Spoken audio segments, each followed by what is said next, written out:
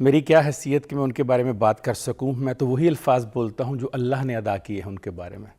اللہ کہتا ہے کرم یافتہ لوگ وہ ہوتے ہیں جو اللہ کے بہت قریب ہوتے ہیں, جو اللہ کو بھی مانتے ہیں اور اللہ کی بھی مانتے ہیں. کرم یافتہ اور اللہ کی بھی مانتے ہیں. کرم یافتہ وہ لوگ ہوتے ہیں جن کے پاس آپ بیٹھتے ہیں آپ کی روح سیراب ہو جاتی ہے. کرم یافتہ لوگ وہ ہوتے ہیں جن کو آپ دیکھتے ہیں آپ کی بینائی لوٹ آتی ہے. کرم یافتہ لوگ وہ ہوتے ہیں جو آپ کو دیکھتے ہیں آپ کی 7 نسلوں کو بخشوا دیتے ہیں. کرم یافتہ وہ لوگ ہوتے ہیں جو اپنے 6 مہینے کے بیٹے کو اپنے ہاتھوں پہ اٹھا کر کہتے ہیں اللہ میری قربانی قبول فرما لے. کرم یافتہ وہ لوگ ہوتے ہیں جو اپنے 16 سال کے جوان بیٹے کا لاشا اٹھا کر کہتے ہیں کہ اللہ جب روز قیامت تو کہے گا کہ میرے کرم یافتہ کہاں ہے تو میرا نام یاد رکھنا. کرم یافتہ لوگ وہ ہوتے ہیں جو اللہ کی رضا کے لیے اپنی ساری خوشیاں قربان کر دیتے ہیں. کرم یافتہ وہ ہوتے ہیں جن کے گھر میں کچھ بھی نہیں ہوتا, وہ اپنے 2 بیٹوں کا لباس جو ہے وہ دے دیتے ہیں اور پتہ چلتا ہے کہ یہ تو فرشتہ آیا تھا مانگنے کے لیے. کرم یافتہ وہ لوگ ہوتے ہیں جو خود بھوکے رہ جاتے ہیں لیکن کسی کو بھوکا دیکھ نہیں سکتے. کرم یافتہ لوگ وہ ہوتے ہیں جو سخاوت کا کوہ گراں ہوتے ہیں.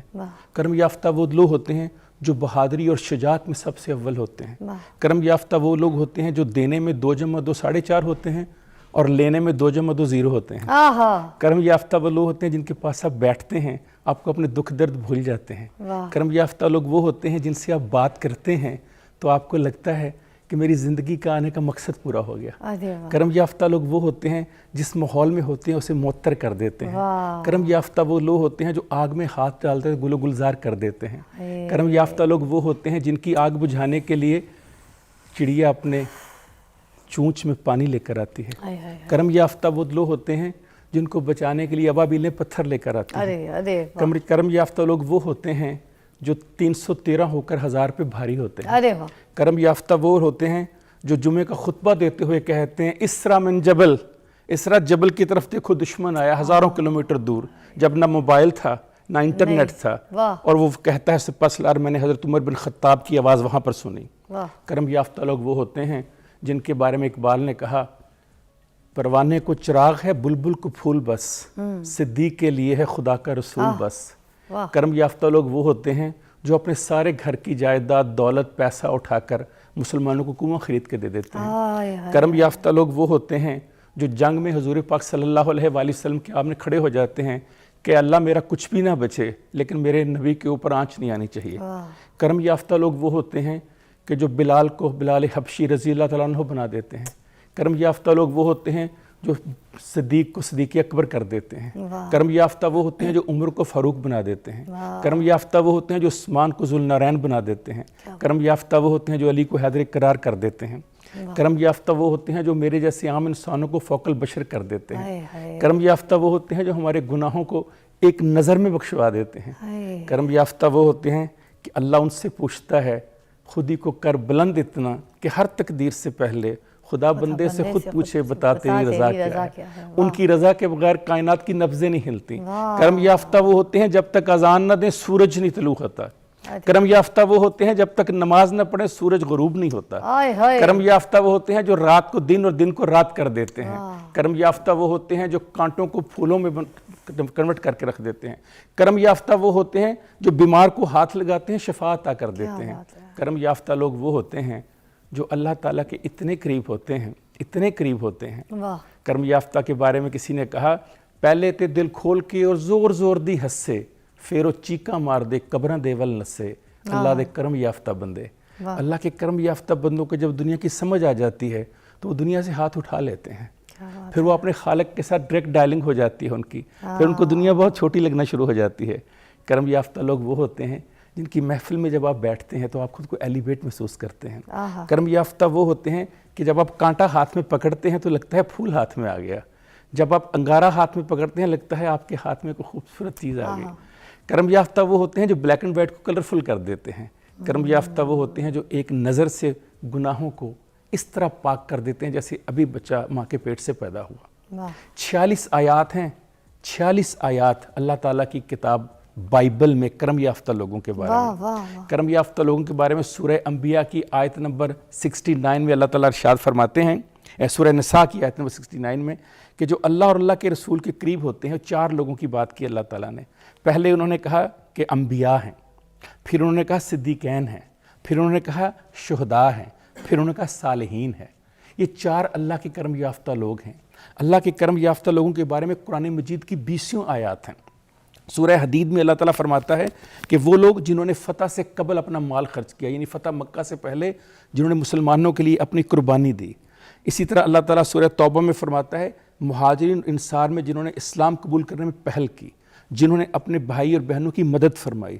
اسی طرح سورہ فاتحہ میں اللہ تعالیٰ فرماتا ہے اہدنا الصراط المستقیم، کرم یافتہ وہ لوگ ہیں جو اللہ کے صراط مستقیم پر سیدھے راستے پر چلتے ہیں. سورہ فرقان کی آیات میں اللہ تعالیٰ نے 19 خوبیاں بیان کی ہیں کرم یافتہ لوگوں کی، اور کہا ہے کہ بری محفل سے، بری بات سے، بری چیز سے خود کو دور رکھتے ہیں. کیا بات ہے. اللہ کے راستے میں کسی اور کو کھڑا نہیں کرتے، کفر نہیں کرتے، اللہ کے رسول کی بات کرتے ہیں. سورہ حجرات میں اللہ تعالیٰ نے فرمایا کرم یافتہ لوگ کون ہیں؟ کہا کرم یافتہ وہ ہیں جو نبی کے حجرے کے پاس سے گزرتے ہیں اپنی آواز نیچی کر لیتے ہیں. ادم نے کہا ادم یزداں سے اتنے بے تکلف، بڑا دربار ہے، آہستہ بولو. جو اپنی آواز نیچی کر کے آہستہ جو زمین پر چلتے ہیں تو ان کو قرآن کی آیت یاد ہوتی ہے، زمین پر اکڑ اکڑ مت چلو، نہ تم آسمان کی بلندیوں کو چھو سکتے ہو، نہ زمین کی گہرائیوں کو ناپ سکتے ہو. واہ خوبصورت. یہ جو 12 درجن ہے، اس کو مطلب 1 درجن میں 12 ہوتے ہیں، آپ کو پتہ ہے، مگر واصف صاحب تو آپ کو پتہ ہے یہ کہتے ہیں کہ 1 درجن میں جو 13 ہے نا وہ کرنا ہے. لوگ 12 دیتے ہیں، تم 1 ایکسٹرا دو، 13 درجن اگلے کو پر احسان کر دو. تو یہ کس طریقے سے؟ ہاں بہت اچھی بات آپ نے کی. پہلے تو وارث شاہ صاحب کی بتاتا ہوں کہ وہ کون سی کمائی ہے جو 12 سے 12.5 ہو جاتی ہے یا 13 ہو جاتی ہے. وارث شاہ نے کہا وارث شاہ سدا ہی جیوندے جنہیں کتیاں نیک کمائیاں نے. جن کی نیک کمائی ہوتی ہے نا ان کا درجن 12 کا ہو ہی نہیں سکتا. وہ خلق کائنات اس 12 کو 24 میں تبدیل کر دیتا ہے. 2 واقعات مجھے آپ کی بات سے یاد آ گئے.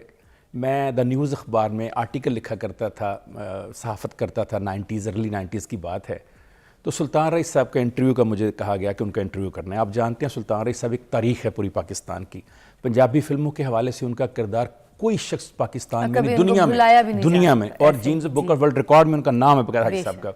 تو میں حاجی صاحب کی کوٹھی جو ہے یہ چائنا چوک کے پاس، وہاں پر گیا تو ان کی گاڑی میں بیٹھ گیا، پیچھے بیٹھا ان کے ساتھ. تو وہ ایک سر پہ ہیٹ رکھا کرتے تھے. ایک ہیٹ میں انہوں نے پیسے رکھے ہوتے تھے. وہ 1 روپے سے لے کر ہزاروں روپے تک کے نوٹ رکھتے تھے وہاں.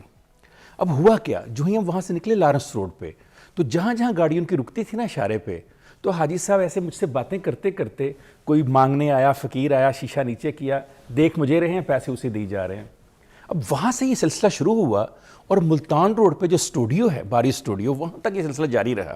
اب میرے لیے بڑی حیران کن بات تھی کہ کسی ایک بندے کو دیکھا نہیں مڑ کے کہ یہ کس کو میں دے رہا ہوں پیسے، یہ عورت ہے، مرد ہے، بزرگ ہے، بچہ ہے، اور ادھر منہ کر کے میری طرف پیسے کیوں دے رہے سلطان رئیس صاحب.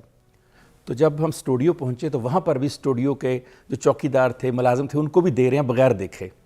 تو جب اسٹوڈیو پہنچ گئے اور سیٹ پہ گئے تو میں نے کہا حاجی صاحب میں ایک بات پوچھنا چاہتا ہوں آپ سے. کہتے ہیں بیٹا پوچھیے. میں نے کہا حاجی صاحب میں نے آپ کو دیکھا پورے راستے میں کہ آپ جب صدقہ خیرات دے رہے ہیں تو آپ کسی کا چہرہ نہیں دیکھ رہے. ان کی بات سنیے، 12 سے 12.5 کس طرح اللہ کر دیتا ہے ان کے. کہنے لگے بیٹا جب اس رب نے مجھے دیا میرا چہرہ دیکھ کر دیا مجھے. یہ چہرہ ہے اس طرح کا جس کو یہ عزت اللہ دے دے. اس چہرے والے تو کیمرے کے پیچھے بھی کھڑے اچھے نہیں لگتے. خالق نے مجھے ہیرو بنا دیا. جب وہ میرا چہرہ دیکھے بنا دے رہا ہے، میں کسی کو اس کے دیے میں سے دیکھ کر کیسے دے دوں. 12.5 اس وقت ہوتے ہیں جب آپ اپنے دیے اپنے میں سے نہیں دیتے. میرے استاد اشفاق صاحب کہا کرتے تھے تم نے تو اللہ کے دیے میں سے دینا ہے، تم نے کون سا خود اپنے پاس سے دینا ہے. تو جب اللہ کے دیے میں سے دینا ہے تو اللہ کے ہاں کمی ہے کوئی دینے کی. اور سنیے آپ نے کیا سوال کر دیا. کسی نے مولا علی سے جا کر کہا کہ تمہارے نبی کی کیا سخاوت ہے. سخاوت تو حاتم طائی کیا کرتا تھا. وہ جو 12 سے 12.5 دینے والی بات. کہا اچھا، حیران ہو کر پتا سر اچھا کیا کرتا تھا. کہتے 7 دروازے تھے اس کے. اگر کوئی ایک جگہ مانگنے سے آتا اور اسے وہ اتنا عطا کرتا کہ وہ دوسرے دروازے پہ آتا پھر اتنا عطا کرتا، تیسرے پہ آتا پھر اتنا ادا کرتا، وہ 7 دروازوں پہ آتا اسے 7 بار ادا کرتا. کبھی پوچھا ہی نہیں اس نے کہ تم پہلے 6 دفعہ لے گئے ہو. مولا علی مسکرائے اور کہنے لگے تم اسے سخاوت کہتے ہو؟ سخاوت میں بتاتا ہوں کسے کہتے ہیں. 12 سے 12.5 کرنا کسے کہتے ہیں؟ کہا کسے کہتے ہیں؟ کہا میرے نبی کے پاس آ کر کسی نے ایک بار مانگا, اسے اتنا عطا کر دیا کہ وہ دنیا کو دینے والا ہو گیا, لینے والا رہا ہی نہیں. واہ 7 دروازوں کی ضرورت ہی کوئی نہیں, آہا ایک بار اتنا عطا کر دیا کہ وہ ساری کائنات کو بھی دیتا رہے تو ختم نہ ہو. کیا بات ہے, کیا جو 12 سے 12.5 دینے والا وہ ہے جو اللہ کے دیے میں سے یہ سوچ کر دیتا ہے کہ آنے والا لمحہ میرا رب مجھے دے گا, میری کیا اوقات ہے کہ اس کو لینے کی. وہ ہوتے ہیں 12 سے 12.5 کرنے والے, وہ ہوتے ہیں 1 درجن کو 13 کے گننے والے. اپنا قد دیکھا اور پھر بے ڈھنگے بے شکل قسم کے مہاراجا کو دیکھا تو اس کی ہنسی نکل گئی. اب مہاراجا بڑا کایاں آدمی تھا, وہ سمجھ گیا بات کو. اس نے کہا رک جاؤ, اسے روک دیا ناچتے ہوئے. کہنے لگا ہنسی کیوں ہو؟ تو وہ گھبرا گئی. تو اس نے کہا مہاراج ویسے ہی. کہتے ہیں نہیں کوئی بات تو ہے. کہا مہاراجا آپ کی جو نا طبع نازک پہ گراں گزرے گی. کہا میں تمہیں بخشتا ہوں, میں تمہیں کچھ نہیں کہوں گا, سچ سچ بتاؤ. کہتی ہے کیا بتاؤں آپ کو؟ شیشے میں جب اپنا حسن دیکھا, جب اپنا سراپا دیکھا, جب اپنی خوبصورتی دیکھی تو بڑا فخر ہوا. پھر جب آپ کو دیکھا تو سوچا کہ میرا رب مجھے کس کے سامنے نچا رہا ہے, جس کی نہ شکل ہے, نہ عقل ہے, نہ جس کے پاس کوئی رتبہ ہے, نہ کوئی روب ہے, نہ کوئی رنگ ہے, نہ کوئی روپ ہے, نہ کوئی قد ہے. تو اس بات پہ ہنسی نکل گئی. سنیے کیا کہا مہاراجا نے. اس نے کہا جب رب چیزیں بانٹ رہا تھا 2 قطاریں بنی ہوئی تھیں. پہلی قطار میں رب بانٹ رہا تھا علم, خوبصورتی اور خوش کلامی, اور جو دوسری قطار تھی اس میں رب بانٹ رہا تھا کرم. پہلی قطار میں تمہیں حسن مل گیا, تمہیں کردار مل گیا, تمہیں علم مل گیا, اور میں دوسری قطار کے آخر میں کھڑا تھا, مجھے کرم مل گیا, مجھے بلیسنگ مل گئی, مجھے رحمت مل گئی.